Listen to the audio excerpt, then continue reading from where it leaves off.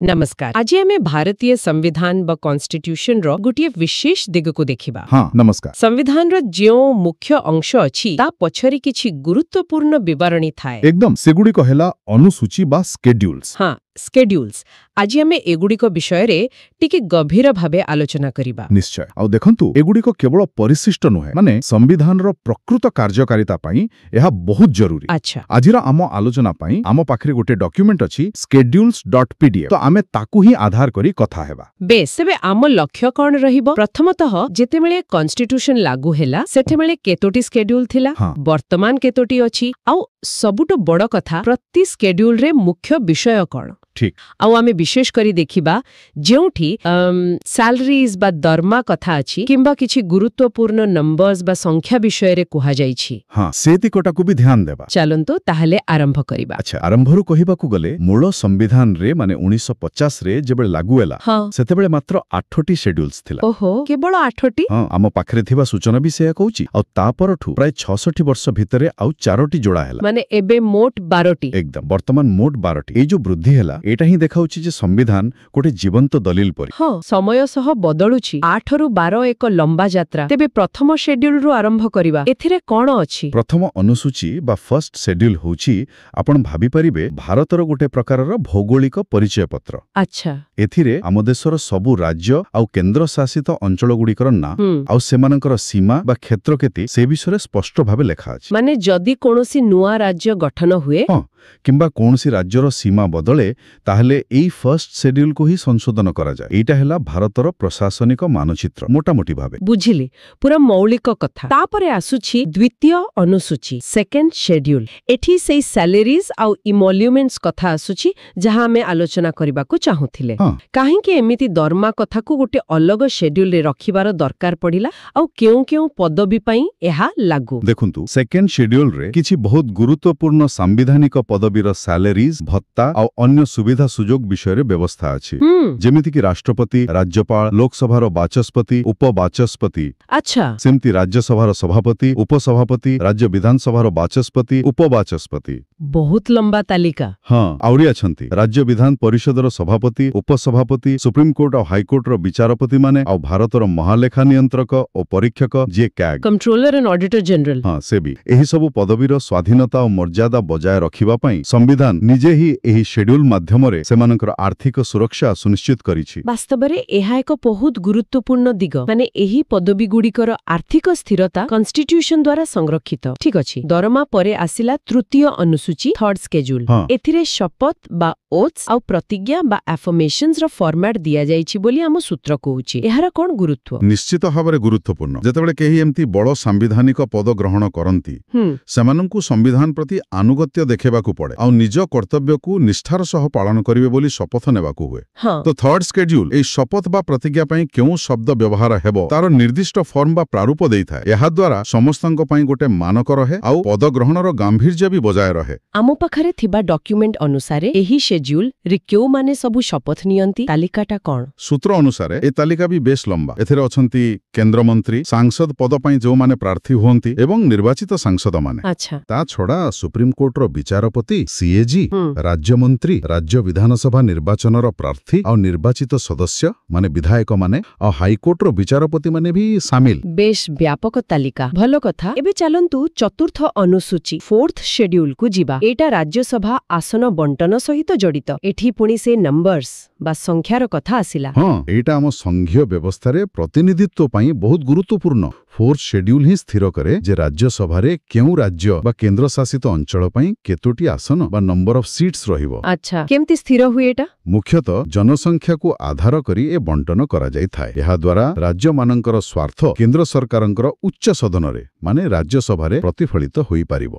आ ए numbers बा संख्या गुडी को भी स्थिर नुहे समय सहित जनसंख्या बढ़िले एथिरे परिवर्तन होई पारे। ठीक। ताहेले प्रथम चारोटी शेड्यूल देशर भौगोलिक स्थिति बड़ पदाधिकारींकर सैलरीज शपथ ग्रहण आउ राज्यसभा रे प्रतिनिधित्व नंबर्स ए सब स्थिर कला। एहा परे आसिला पंचम अनुसूची फिफ्थ शेड्यूल। हाँ। एटा अनुसूचित अंचल बा शेड्यूल्ड एरियाज आउ अनुसूचित जनजाति बा शेड्यूल्ड ट्राइब्स पई उद्दिष्ट। एहार विशेषत्व कोन? फिफ्थ शेड्यूल भारतर विभिन्न राज्य रे थिबा अनुसूचित ଅନୁସୂଚିତ ଅଞ୍ଚଳ ବୋଲି ଚିହ୍ନଟ ହୋଇଥିବା ଅଞ୍ଚଳଗୁଡ଼ିକର ପ୍ରଶାସନ ଆଉ ନିୟନ୍ତ୍ରଣ ପାଇଁ କିଛି ବିଶେଷ ବ୍ୟବସ୍ଥା କରେ। କିଛି ରାଜ୍ୟ ବାଦ ଦେଇ ହଁ, କିଛି ନିର୍ଦ୍ଦିଷ୍ଟ ଉତ୍ତର ପୂର୍ବ ରାଜ୍ୟକୁ ବାଦ ଦେଇ ବାକି ରାଜ୍ୟମାନଙ୍କ ପାଇଁ ଏଇଟା। ଏହାର ମୂଳ ଉଦ୍ଦେଶ୍ୟ ହେଲା ସେଠାରେ ରହୁଥିବା ସେଡ୍ୟୁଲ୍ ଟ୍ରାଇବ୍ସ ମାନଙ୍କର ସ୍ୱାର୍ଥ ରକ୍ଷା କରିବା, ସେମାନଙ୍କର ଜମି ଅଧିକାରକୁ ସୁରକ୍ଷା ଦେବା ଆଉ ସେମାନଙ୍କର ସାମାଜିକ ଅର୍ଥନୈତିକ ବିକାଶ କରିବା। ରାଷ୍ଟ୍ରପତିଙ୍କ ପାଖରେ କ୍ଷମତା ଅଛି କୌଣସି ଅଞ୍ଚଳକୁ ସେଡ୍ୟୁଲ୍ଡ ଏରିଆ ବୋଲି ଘୋଷଣା କରିବାର, ଆଉ ରାଜ୍ୟପାଳଙ୍କର ଏ ଅଞ୍ଚଳଗୁଡ଼ିକର ପ୍ରଶାସନରେ ଏକ ବିଶେଷ ଭୂମିକା ଥାଏ। ଆପଣ କହିଲେ କିଛି ଉତ୍ତର ପୂର୍ବ ରାଜ୍ୟ ବ୍ୟତୀତ, ତାହେଲେ ଷଷ୍ଠ ଅନୁସୂଚୀ ବା ସିକ୍ସଥ ସେଡ୍ୟୁଲ ନିଶ୍ଚୟ ସେହି ରାଜ୍ୟଗୁଡ଼ିକ ପାଇଁ ହୋଇଥିବ। ଏକ୍ସାକ୍ଟଲି ଠିକ୍ ଧରିଛନ୍ତି। କିନ୍ତୁ ପଞ୍ଚମ ଆଉ ଷଷ୍ଠ ଭିତରେ ଫରକ କଣ? କେବଳ ରାଜ୍ୟ ଅଲଗା ନା ଆଉ କିଛି ବିଶେଷତା ଅଛି, ଯେମିତି ପ୍ରଶାସନିକ ସ୍ୱାୟତ୍ତତା କ୍ଷେତ୍ରରେ? ହଁ, ଏଇଟା ଗୁରୁତ୍ୱପୂର୍ଣ୍ଣ ପ୍ରଶ୍ନ। ସିକ୍ସଥ ସେଡ୍ୟୁଲ କେବଳ 4ଟି ନିର୍ଦ୍ଦିଷ୍ଟ ଉତ୍ତର ପୂର୍ବ ରାଜ୍ୟ ପାଇଁ। ଆମ ସୂତ୍ର ଅନୁସାରେ ସେଗୁଡ଼ିକ ହେଲା ଆସାମ, ମେଘାଳୟ, ତ୍ରିପୁରା ଆଉ ମିଜୋରାମ। ଆଚ୍ଛା, ଏହି ରାଜ୍ୟଗୁଡ଼ିକର ଜନଜାତି ଅଞ୍ଚଳର ପ୍ରଶାସନ ପାଇଁ ଏହା ଉଦ୍ଦିଷ୍ଟ। ଆଉ ଆପଣ ଯାହା କହିଲେ ସ୍ୱାୟତ୍ତତା କଥା, ଏଇ ସେଡ୍ୟୁଲ ଫିଫ୍ଥ ସେଡ୍ୟୁଲ ତୁଳନାରେ ବହୁତ ଅଧିକ ସ୍ୱାୟତ୍ତତା ଦିଏ। ଓହୋ, କେମିତି? ଏହା ସ୍ୱୟଂ ଶାସିତ ଜିଲ୍ଲା ପରିଷଦ ବା ଅଟୋନମସ୍ ଡିଷ୍ଟ୍ରିକ୍ଟ କାଉନସିଲ୍ସ ADCs ଗଠନ କରିବା ପାଇଁ ବ୍ୟବସ୍ଥା କରେ। ଏହି ପରିଷଦଗୁଡ଼ିକ ପାଖରେ ନିଜ ଅଞ୍ଚଳ ପାଇଁ ଆଇନ ତିଆରି କରିବା, ନ୍ୟାୟ ଦେବା, ଏପରିକି କର ଆଦାୟ କରିବାର ବି କ୍ଷମତା ଥାଏ। ଏହା ସେ ଅଞ୍ଚଳର ଜନଜାତିମାନଙ୍କର ସ୍ୱତନ୍ତ୍ର ସଂସ୍କୃତି ପରମ୍ପରାକୁ ସୁରକ୍ଷା ଦେବା ପାଇଁ ଗୋଟେ ଅଧିକ ଶକ୍ତିଶାଳୀ ବ୍ୟବସ୍ଥା। ବୁଝିଲି। ତାହେଲେ ସ୍ୱାୟତ୍ତତାର ସ୍ତରରେ ଗୋଟେ ବଡ଼ ଫରକ ଅଛି। ବେଶ, ଏବେ ଆସିବା ସପ୍ତମ ଅନୁସୂଚୀ, ସେଭେନ୍ଥ ସେଡ୍ୟୁଲକୁ। ଏଇଟା ତ ଭାରତୀୟ ସଂଘୀୟ ବ୍ୟବସ୍ଥାର ମୂଳ ଦୁଆ ଭଳି କ୍ଷମତାର ବଣ୍ଟନ। ଏକଦମ। ଆମ ସୂତ୍ରରେ 3ଟି ତାଲିକା ବା ଲିଷ୍ଟ କଥା କୁହାଯାଇଛି। ଏହାର ପ୍ରକୃତ ଅର୍ଥ ଆଉ ପ୍ରଭାବ କଣ? ସେଭେନ୍ଥ ସେଡ୍ୟୁଲ କେନ୍ଦ୍ର ସରକାର ଆଉ ରାଜ୍ୟ ସରକାରଙ୍କୁ ଭିତରେ ଆଇନ ତିଆରି କରିବାର କ୍ଷମତାକୁ ପୁରା ସ୍ପଷ୍ଟ ଭାବେ ବାଣ୍ଟି ଦିଏ। ଏହା 3ଟି ଲିଷ୍ଟ ମାଧ୍ୟମରେ କରାଯାଇଛି। ହଁ, ସେ 3ଟି ଲିଷ୍ଟ କଣ କଣ? ପ୍ରଥମ ହେଲା କେନ୍ଦ୍ର ତାଲିକା ବା ୟୁନିୟନ ଲିଷ୍ଟ। ଏଥିରେ ଯେଉଁ ବିଷୟଗୁଡ଼ିକ ଅଛି, ଯେମିତି ପ୍ରତିରକ୍ଷା, ବୈଦେଶିକ ବ୍ୟାପାର, ମୁଦ୍ରା, ରେଳୱେ, ଏସବୁ ଉପରେ କେବଳ କେନ୍ଦ୍ର ସରକାର ମାନେ ସଂସଦ ହିଁ ଆଇନ କରିପାରିବ। ଠିକ୍। ଦ୍ୱିତୀୟ ହେଲା ରାଜ୍ୟ ତାଲିକା ବା ଷ୍ଟେଟ୍ ଲିଷ୍ଟ। ଏଥିରେ ଥିବା ବିଷୟ ଯେମିତି ପୋଲିସ, ଜନସ୍ୱାସ୍ଥ୍ୟ, କୃଷି, ସ୍ଥାନୀୟ ଶାସନ, ଏସବୁ ଉପରେ ସାଧାରଣତଃ ରାଜ୍ୟ ବିଧାନସଭା ଆଇନ କରେ। ଆଚ୍ଛା, ଆଉ ତୃତୀୟଟି? ତୃତୀୟଟି ହେଲା ସମବର୍ତ୍ତୀ ତାଲିକା ବା କନକରେଣ୍ଟ ଲିଷ୍ଟ। ଏଥିରେ ଥିବା ବିଷୟ ଯେମିତି ଶିକ୍ଷା, ଜଙ୍ଗଲ, ବିବାହ, ଫୌଜଦାରୀ ଆଇନ, ଏଗୁଡ଼ିକ ଉପରେ କେନ୍ଦ୍ର ଆଉ ରାଜ୍ୟ ଦୁଇ ଜଣ ଯାକ ଆଇନ କରିପାରିବେ। ଓହୋ, ଦୁହେଁ କରିପାରିବେ। ତାହେଲେ ଯଦି କିଛି ମତଭେଦ ହୁଏ? ହଁ, ସେଇଠି ଗୋଟେ କଥା ଅଛି। ଯଦି କୌଣସି ବିଷୟରେ କେନ୍ଦ୍ର ଆଉ ରାଜ୍ୟର ଆଇନ ଭିତରେ କିଛି ବିରୋଧାଭାସ ଦେଖାଦିଏ, ସେତେବେଳେ କେନ୍ଦ୍ରର ଆଇନ ହିଁ ମାନ୍ୟ ହେବ। ଆଚ୍ଛା, ତେବେ ଏହି ତାଲିକାଗୁଡ଼ିକ କେବଳ କ୍ଷମତା ବାଣ୍ଟୁ ନାହାନ୍ତି, ବରଂ କେନ୍ଦ୍ର ଆଉ ରାଜ୍ୟ ସମ୍ପର୍କର ସନ୍ତୁଳନ ଆଉ ବେଳେବେଳେ ବିବାଦର କାରଣ ବି ସାଜନ୍ତି। ଏହା ଆମ ଫେଡରାଲ ଷ୍ଟ୍ରକ୍ଚରର ଏକ ଗୁରୁତ୍ୱପୂର୍ଣ୍ଣ ଦିଗ। ନିଶ୍ଚୟ। ଏହା ପରେ ଅଷ୍ଟମ ଅନୁସୂଚୀ, 8th ସେଡ୍ୟୁଲ, ଭାଷା ସମ୍ବନ୍ଧୀୟ। ଏଠି ପୁଣି ଆମର ସେଇ ନମ୍ବର୍ସ ଉପରେ ଫୋକସ୍। କେତୋଟି ଭାଷାକୁ ସରକାରୀ ସ୍ୱୀକୃତି ମିଳିଛି? ଆମ ପାଖରେ ଯେଉଁ ସୂଚନା ଅଛି, ସେହି ଅନୁସାରେ 8th ସେଡ୍ୟୁଲରେ ସମ୍ବିଧାନ ଦ୍ୱାରା ସ୍ୱୀକୃତି ପାଇଥିବା ଭାରତର ସରକାରୀ ଭାଷାଗୁଡ଼ିକର ତାଲିକା ଅଛି। ବର୍ତ୍ତମାନ ଏହି ତାଲିକାରେ ମୋଟ 22ଟି ଭାଷା ଅଛି। 22ଟି ଭାଷା। ଏଇ ନମ୍ବରଟା ମୂଳ ସମ୍ବିଧାନରେ ବି ଏତିକି ଥିଲା? ନା, ମୂଳ ସମ୍ବିଧାନରେ କମ୍ ଥିଲା। ପରେ ବିଭିନ୍ନ ସମୟରେ ସଂଶୋଧନ କରି ନୂଆ ନୂଆ ଭାଷା ଯୋଡ଼ା ଯାଇଛି। ଆଚ୍ଛା, ଚାଲନ୍ତୁ ସେ 22ଟି ଭାଷାର ନାଁ ଟିକେ କହିଦେବା ଯାହା ଆମ ସୂତ୍ରରେ ଅଛି। ହଁ, କୁହନ୍ତୁ। ଆସାମୀ, ବଙ୍ଗାଳୀ, ବୋଡୋ, ଡୋଗରୀ, ଗୁଜରାତି, ହିନ୍ଦୀ, କନ୍ନଡ଼, କାଶ୍ମୀରୀ, କୋଙ୍କଣୀ, ମୈଥିଲି, ମାଲୟାଲମ, ମଣିପୁରୀ, ମରାଠୀ, ନେପାଳୀ, ଓଡ଼ିଆ। ଆମ ଭାଷା ବି ଅଛି। ହଁ, ଓଡ଼ିଆ, ତାପରେ ପଞ୍ଜାବୀ, ସଂସ୍କୃତ, ସାନ୍ତାଳୀ, ସିନ୍ଧି, ତାମିଲ, ତେଲୁଗୁ ଆଉ ଉର୍ଦ୍ଦୁ। ବାଃ, ଭାରତର ଭାଷାଗତ ବିବିଧତାର ଏକ ସୁନ୍ଦର ପ୍ରତିଫଳନ। ଏକଦମ। କିନ୍ତୁ ସୂତ୍ରରେ ଆଉ ଗୋଟେ କଥା ଅଛି, ଟିକେ ଆଶ୍ଚର୍ଯ୍ୟ ଲାଗିଲା। କୋଉ କଥା? ଇଂରାଜୀ ଭାଷା କଥା। ଓହୋ, ହଁ, ସେଇଟା ଏକ ଗୁରୁତ୍ୱପୂର୍ଣ୍ଣ ବିଷୟ। ଡକ୍ୟୁମେଣ୍ଟରେ ଉଲ୍ଲେଖ ଅଛି ଯେ ଇଂରାଜୀ ଭାଷା ଯଦିଓ ଭାରତରେ ପ୍ରଶାସନ, କୋର୍ଟ କଚେରୀ, ଉଚ୍ଚଶିକ୍ଷା ସବୁଠି ଏତେ ବ୍ୟବହାର ହେଉଛି, ହଁ, ବହୁତ ବେଶୀ ବ୍ୟବହାର ହୁଏ, ତଥାପି ଏହା ଏହି 22ଟି ଅନୁସୂଚିତ ଭାଷାର ତାଲିକାରେ ସାମିଲ ନୁହେଁ। ସତରେ ଏଇଟା ବଡ଼ ଆଶ୍ଚର୍ଯ୍ୟଜନକ କଥା, ରୋଚକ ବି। ତେବେ ଏହି 8ଟି ଥିଲା ମୂଳ ସ୍କେଡ୍ୟୁଲ୍ସ। ଏବେ ଆସିବା ସେହି 4ଟିକୁ ଯାହା ପରେ ଯୋଡ଼ା ଯାଇଛି। ନବମ ଅନୁସୂଚୀ, 9th ସ୍କେଡ୍ୟୁଲ। ଏଇଟା ଟିକେ ଜଟିଳ ଲାଗୁଛି, କାରଣ ଏହା ଭୂମି ସଂସ୍କାର ବା ଲ୍ୟାଣ୍ଡ ରିଫର୍ମସ ଆଉ ନ୍ୟାୟିକ ସମୀକ୍ଷା ବା ଜୁଡିସିଆଲ ରିଭ୍ୟୁ ସହ ଜଡ଼ିତ। ଏହାକୁ କାହିଁକି ଯୋଡ଼ାଗଲା? 9th ସ୍କେଡ୍ୟୁଲର ଗୋଟେ ବଡ଼ ଐତିହାସିକ ପୃଷ୍ଠଭୂମି ଅଛି। ଏହାକୁ 1951 ମସିହାରେ ମାନେ ସମ୍ବିଧାନ ଲାଗୁ ହେବାର ବର୍ଷକ ପରେ ପ୍ରଥମ ସମ୍ବିଧାନ ସଂଶୋଧନରେ ହିଁ ଯୋଡ଼ା ଯାଇଥିଲା। ଏତେ ଶୀଘ୍ର? ହଁ, କାରଣ ସେତେବେଳେ ସରକାର ଜମିଦାରୀ ପ୍ରଥା ଉଚ୍ଛେଦ କରିବାକୁ ଚାହୁଁଥିଲେ, ଭୂମି ସଂସ୍କାର ଆଇନ ଆଣୁଥିଲେ, କିନ୍ତୁ ଏହି ଆଇନଗୁଡ଼ିକୁ ବାରମ୍ବାର କୋର୍ଟରେ ଚ୍ୟାଲେଞ୍ଜ କରାଯାଉଥିଲା। କାହିଁକି? କୁହାଯାଉଥିଲା ଯେ ଏହା ସମ୍ପତ୍ତିର ଅଧିକାରକୁ ଉଲ୍ଲଂଘନ କରୁଛି, ଯାହା ସେତେବେଳେ ଗୋଟେ ମୌଳିକ ଅଧିକାର ଥିଲା। ଆଚ୍ଛା। ତ ଏହି ଆଇନଗୁଡ଼ିକୁ କୋର୍ଟ କଚେରୀରୁ ମାନେ ଜୁଡିସିଆଲ ରିଭ୍ୟୁରୁ ବଞ୍ଚାଇବା ପାଇଁ ଏହି 9th ସ୍କେଡ୍ୟୁଲ ତିଆରି ହେଲା। ଧାରଣା ଥିଲା ଯେ ଏଥିରେ ପଶିଗଲେ ସେ ଆଇନକୁ ମୌଳିକ ଅଧିକାର ଉଲ୍ଲଂଘନ ଆଧାରରେ ଆଉ ଅସାମ୍ବିଧାନିକ ଘୋଷଣା କରାଯାଇ ପାରିବ ନାହିଁ। ଓହୋ, ମାନେ ଗୋଟେ ପ୍ରକାରର ସାମ୍ବିଧାନିକ ସୁରକ୍ଷା ଅବଚ। କିନ୍ତୁ ଆମ ସୂତ୍ରରେ ରେଖା ଅଛି ଯେ 2007ରେ ସୁପ୍ରିମକୋର୍ଟ ଗୋଟେ ଗୁରୁତ୍ୱପୂର୍ଣ୍ଣ ରାୟ ଦେଇଛନ୍ତି, ଆଉ ଏପ୍ରିଲ 24, 1973 ଏ ତାରିଖଟା ବହୁତ ଗୁରୁତ୍ୱପୂର୍ଣ୍ଣ। କଣ ହେଲା ସେଦିନ ଆଉ କଣ ବଦଳିଗଲା? ହଁ, ସେଇଟା ଗୋଟେ ବହୁତ ବଡ ମୋଡ଼ ଥିଲା। ଆଇଆର୍ କୋଏଲୋ ମାମଲା ଥିଲା ସେଇଟା 2007ରେ। ସୁପ୍ରିମକୋର୍ଟ କହିଲେ ଯେ ଏପ୍ରିଲ 24, 1973 ପରେ ଯେଉଁ ସବୁ ଆଇନକୁ 9th ସେଡ୍ୟୁଲରେ ଭର୍ତ୍ତି କରାଯାଇଛି ସେଗୁଡ଼ିକେ ଜୁଡିସିଆଲ ରିଭ୍ୟୁରୁ ବାଦ୍ ଯିବେ ନାହିଁ। କିନ୍ତୁ ଏଇ ତାରିଖଟା କାହିଁକି ଏପ୍ରିଲ 24, 1973? କାରଣ ସେଇଦିନ ହିଁ ସୁପ୍ରିମକୋର୍ଟଙ୍କର ସେହି ଐତିହାସିକ କେଶବନନ୍ଦ ଭାରତୀ ମାମଲାର ରାୟ ଆସିଥିଲା। ଓହୋ, ବେସିକ ଷ୍ଟ୍ରକ୍ଚର ଡକ୍ଟ୍ରିନ୍। ଏକଦମ ସେହି ରାୟରେ ହିଁ ସମ୍ବିଧାନର ମୌଳିକ ଢାଞ୍ଚା ବା ବେସିକ ଷ୍ଟ୍ରକ୍ଚର ତତ୍ତ୍ୱ ସ୍ଥାପିତ ହେଲା। କୁହାଗଲା ଯେ ସଂସଦ ସମ୍ବିଧାନର ଯେକୌଣସି ଅଂଶ ବଦଳାଇ ପାରିବ, କିନ୍ତୁ ତାର ମୂଳ ଢାଞ୍ଚାକୁ ନଷ୍ଟ କରିପାରିବ ନାହିଁ।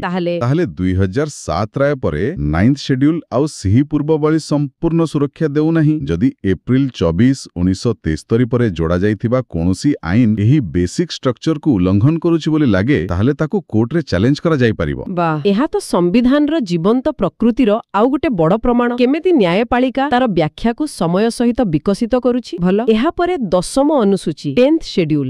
ଏଇଟା ତ ଆମ ରାଜନୀତି ସହ ସିଧାସଳଖ ଜଡ଼ିତ। ଦଳ ବଦଳ ବିରୋଧୀ ଆଇନ ବା ଆଣ୍ଟି ଡିଫେକ୍ସନ ଲ 1985ରେ ଆସିଲା 52ତମ ସଂଶୋଧନ ଦ୍ୱାରା। କାହିଁକି ଦରକାର ପଡ଼ିଲା ଏହାର? ଦେଖନ୍ତୁ, ସେତେବେଳେ ମାନେ 1970-80 ଦଶକରେ ଭାରତୀୟ ରାଜନୀତିରେ ଗୋଟେ ବଡ଼ ସମସ୍ୟା ଦେଖାଦେଇଥିଲା। ସେ ଆୟାରାମ ଗୟାରାମ ବାଲା କଥା। ହଁ, ଶୁଣିଛି ସେ କଥା। ନିର୍ବାଚିତ ପ୍ରତିନିଧିମାନେ ମାନେ ସାଂସଦ ବିଧାୟକମାନେ ନିଜର ବ୍ୟକ୍ତିଗତ ଲାଭ ପାଇଁ ବାରମ୍ବାର ଦଳ ବଦଳ କରୁଥିଲେ। ଏହାର ପ୍ରଭାବ କଣ ପଡୁଥିଲା? ଏହା ଦ୍ୱାରା ସରକାରୀ ଅସ୍ଥିରତା ସୃଷ୍ଟି ହେଉଥିଲା ଆଉ ଲୋକଙ୍କ ଭୋଟର ବି ଅପମାନ ହେଉଥିଲା। ତ ଏଇ ପ୍ରବୃତ୍ତିକୁ ରୋକିବା ପାଇଁ 10th ସେଡ୍ୟୁଲ ଅଣାଗଲା। ଏହା ନିର୍ଦ୍ଧାରଣ କଲା ଯେ କେଉଁ ପରିସ୍ଥିତିରେ ଜଣେ ସାଂସଦ ବା ବିଧାୟକ ଦଳ ବଦଳ କଲେ ତାଙ୍କୁ ଅଯୋଗ୍ୟ ଘୋଷଣା କରାଯିବ। ମୂଳ ଉଦ୍ଦେଶ୍ୟ ଥିଲା ରାଜନୈତିକ ସ୍ଥିରତା ଆଣିବା। ହଁ, ରାଜନୈତିକ ସ୍ଥିରତା ଆଉ ଦଳୀୟ ଅନୁଶାସନକୁ ମଜବୁତ କରିବା। ବୁଝିଲେ, ରାଜନୈତିକ ସ୍ୱଚ୍ଛତା ପାଇଁ ଏକ ପ୍ରୟାସ। ଏବେ ଆମେ ଶେଷ 2ଟି ସେଡ୍ୟୁଲ ପାଖରେ ପହଞ୍ଚିଗଲେ। ଏ 2ଟି ସ୍ଥାନୀୟ ସ୍ୱାୟତ୍ତ ଶାସନ ସହ ଜଡ଼ିତ ଆଉ 1992ରେ ଯୋଡ଼ା ଯାଇଛି। ପ୍ରଥମେ ଏକାଦଶ ଅନୁସୂଚୀ 11th ସେଡ୍ୟୁଲ। ହଁ, 11th ସେଡ୍ୟୁଲଟା 73ତମ ସମ୍ବିଧାନ ସଂଶୋଧନ ଅଧିନିୟମ 1992 ଦ୍ୱାରା ଯୋଡ଼ା ଯାଇଛି। 73ତମ? ହଁ, ଏହା ପଞ୍ଚାୟତି ରାଜ ସଂସ୍ଥାଗୁଡ଼ିକୁ ସାମ୍ବିଧାନିକ ମାନ୍ୟତା ଦେଲା। ତା ସହିତ ସେମାନଙ୍କର କ୍ଷମତା, ଅଧିକାର ଆଉ ଦାୟିତ୍ୱ କଣ ହେବ ସେସବୁ ବି ନିର୍ଦ୍ଦିଷ୍ଟ କଲା। ମାନେ ଗାଁ ମହଳିରେ ସ୍ଥାନୀୟ ଶାସନକୁ ମଜବୁତ କରିବା ପାଇଁ। ଏକଦମ ଗ୍ରାମାଞ୍ଚଳରେ ଗଣତନ୍ତ୍ରକୁ ତୃଣମୂଳ ସ୍ତରରେ ପହଞ୍ଚାଇବା ଆଉ ବିକାଶ କାମକୁ ଆଗେଇ ନେବା ଏହାର ଲକ୍ଷ୍ୟ। ଆମ ସୂତ୍ର ଅନୁସାରେ ଏହି ସ୍କେଡ୍ୟୁଲରେ ମୋଟ 29ଟି ବିଷୟ ଅଛି। 2090 ଏଇ ନମ୍ବରଟା ଗୁରୁତ୍ୱପୂର୍ଣ୍ଣ। ହଁ, ଏ 29 ହେଉଛି ଫଙ୍କସନାଲ ଆଇଟମ୍ସ ବା କାର୍ଯ୍ୟକାରୀ ବିଷୟ, ଯାହା ପଞ୍ଚାୟତଗୁଡ଼ିକୁ ହସ୍ତାନ୍ତର କରାଯାଇପାରିବ। ଏହା ପଞ୍ଚାୟତର କାମର ପରିସରକୁ ସୂଚାଉଛି। ଆଚ୍ଛା, ଆଉ ଠିକ୍ ସେମିତି 12ଶ ଅନୁସୂଚୀ ବା 12th ସ୍କେଡ୍ୟୁଲ ସହରାଞ୍ଚଳ ପାଇଁ ହେବ। ଏଇଟା ବି 1992ର? ହଁ, ଏକଦମ। ଏଟା 74th ସମ୍ବିଧାନ ସଂଶୋଧନ ଅଧିନିୟମ 1992 ଦ୍ୱାରା ଯୋଡ଼ା ଯାଇଛି। 74th? ହଁ, 12th ସ୍କେଡ୍ୟୁଲ ସହରାଞ୍ଚଳର ସ୍ଥାନୀୟ ସ୍ୱାୟତ୍ତ ଶାସନ ସଂସ୍ଥା ମାନେ ପୌରପାଳିକା ବା ମ୍ୟୁନିସିପାଲିଟିଜ ପାଇଁ ସେମାନଙ୍କର କ୍ଷମତା, ଅଧିକାର, ଦାୟିତ୍ୱ ଏଥିରେ ଲେଖା ଅଛି। ଲକ୍ଷ୍ୟ ସମାନ, ସହରରେ ସ୍ଥାନୀୟ ଶାସନକୁ ମଜବୁତ କରିବା। ହଁ, ଆଉ ଏଥିରେ ଆମ ସୂତ୍ର କହୁଛି ମୋଟ 18ଟି ବିଷୟ ବା ଫଙ୍କସନାଲ ଆଇଟମ୍ସ ଅଛି। ଏଠି ବି ସେଇ ନମ୍ବର 18 ପୌରପାଳିକାର କାର୍ଯ୍ୟଭାରକୁ ଦର୍ଶାଉଛି। ବାଃ, ତେବେ ଆଜିର ଏହି ଯାତ୍ରାରେ ଆମେ ଦେଖିଲେ କିପରି ଏହି 12ଟି ସ୍କେଡ୍ୟୁଲ ଆମ କନଷ୍ଟିଟ୍ୟୁସନର ଏକ ଅବିଚ୍ଛେଦ୍ୟ ଅଙ୍ଗ। ଏଗୁଡ଼ିକ କେବଳ କିଛି ଶୁଖିଲା ତଥ୍ୟର ତାଲିକା ନୁହେଁ। ନା, ବିଲକୁଲ ନୁହେଁ। ବରଂ ଆମ ଦେଶର ପ୍ରଶାସନ, ଅର୍ଥନୀତି, ରାଜନୀତି ଆଉ ସାମାଜିକ ଜୀବନର ଅନେକ ଗୁରୁତ୍ୱପୂର୍ଣ୍ଣ ଦିଗକୁ ଏଗୁଡ଼ିକ ନିୟନ୍ତ୍ରିତ କରୁଛନ୍ତି। ରାଜ୍ୟ ଆଉ କେନ୍ଦ୍ରଶାସିତ ଅଞ୍ଚଳର ସୀମା ସ୍କେଡ୍ୟୁଲ 1, ବଡ଼ ପଦାଧିକାରୀଙ୍କର ସାଲାରିଜ୍ ସ୍କେଡ୍ୟୁଲ 2, ଶପଥ ସ୍କେଡ୍ୟୁଲ 3, ରାଜ୍ୟସଭା ଆସନର ନମ୍ବର୍ସ ସ୍କେଡ୍ୟୁଲ 4, ଜନଜାତୀୟ ଅଞ୍ଚଳ ପାଇଁ ସ୍ୱତନ୍ତ୍ର ପ୍ରଶାସନ ସ୍କେଡ୍ୟୁଲ 5 and 6, କେନ୍ଦ୍ର ରାଜ୍ୟ କ୍ଷମତା ବଣ୍ଟନ ସ୍କେଡ୍ୟୁଲ 7, 22ଟି ସ୍ୱୀକୃତ ଭାଷା ସ୍କେଡ୍ୟୁଲ 8, ଭୂମି ସଂସ୍କାର ଆଉ ତାର ଜଟିଳତା ସ୍କେଡ୍ୟୁଲ 9 ଦଳବଦଳ ନିୟନ୍ତ୍ରଣ ସ୍କେଡ୍ୟୁଲ 10 ଆଉ ଶେଷରେ ପଞ୍ଚାୟତ ସ୍କେଡ୍ୟୁଲ 11 ସେଇ 29ଟି କାମ ଆଉ ପୌରପାଳିକା ସ୍କେଡ୍ୟୁଲ 12 ସେଇ 18ଟି କାମ କୁ କ୍ଷମତା ଦେବା ଏସବୁ ଏହି ସ୍କେଡ୍ୟୁଲ୍ସ ମାଧ୍ୟମରେ ହିଁ ତ ସମ୍ଭବ ହୋଇଛି। ନିଶ୍ଚିତ ଭାବରେ ଆଉ ଆମେ ଯେମିତି ଆଲୋଚନା କଲେ ମୂଳ 8ଟିରୁ 12ଟି ହେବା ହଁ। ଆଉ 9th ସ୍କେଡ୍ୟୁଲର ବ୍ୟାଖ୍ୟା ବି ବଦଳି ଯିବା ଏସବୁ ଦେଖାଉଛି ଯେ ଆମ କନଷ୍ଟିଟ୍ୟୁସନ ଗୋଟେ ସ୍ଥିର ଜିନିଷ ନୁହେଁ। ହଁ ଏକଦମ। ଏହା ଭାରତର ବଦଳୁଥିବା ଆବଶ୍ୟକତା ସାମାଜିକ ରାଜନୈତିକ ବାସ୍ତବତା ସହିତ ନିଜକୁ ଖାପ ଖୁଆଇ ଚାଲିଛି ଗୋଟେ ନିରନ୍ତର ବିକାଶଶୀଳ ପ୍ରକ୍ରିୟା ଭଳି। ଆଉ ଏଇ ବିକାଶଶୀଳ ପ୍ରକୃତି ହିଁ ଆମକୁ ଶେଷରେ ଗୋଟେ ଚିନ୍ତା କରିବା ପାଇଁ ପ୍ରଶ୍ନ ପାଖକୁ ନେଇଯାଉଛି। ଆମେ ଦେଖିଲେ କେମିତି ସମୟ ସହିତ ନୂଆ ନୂଆ ଆହ୍ୱାନ ଆସିଲା ଭୂମି ସଂସ୍କାର ରାଜନୈତିକ ଅସ୍ଥିରତା ସ୍ଥାନୀୟ ଶାସନର ଆବଶ୍ୟକତା ଆଉ ସେଗୁଡ଼ିକୁ ସାମ୍ନା କରିବା ପାଇଁ ନୂଆ ସିଡ୍ୟୁଲ୍ସ ଯୋଡ଼ାଗଲା ପୁଣି ପୁରୁଣା ସିଡ୍ୟୁଲର ବ୍ୟାଖ୍ୟାକୁ ବି ବଦଳାଗଲା ଯେମିତିକି 9th ସିଡ୍ୟୁଲର ଜୁଡିସିଆଲ ରିଭ୍ୟୁ କଥା। ତେବେ ଏହି ଯୋଉ ଗତିଶୀଳତା ଏହା ଭାରତର ବଦଳୁଥିବା ସାମାଜିକ ରାଜନୈତିକ ପରିସ୍ଥିତିକୁ କେମିତି ପ୍ରତିଫଳିତ କରୁଛି ଆଉ ଭବିଷ୍ୟତ ପାଇଁ ଆମ କନଷ୍ଟିଟ୍ୟୁସନର ବିକାଶ ଦିଗରେ ଏହା କେଉଁ ସମ୍ଭାବନା ବା ସଂକେତ ଦଉଛି ଏଇଟା ବାସ୍ତବରେ ଗୋଟେ ବଡ଼ ପ୍ରଶ୍ନ। ହଁ ଏହି ପ୍ରଶ୍ନଟିକୁ ଆମେ ଆମ ଶ୍ରୋତାମାନଙ୍କ ପାଇଁ ଛାଡ଼ି ଦଉଛୁ ଚିନ୍ତା କରିବା ପାଇଁ।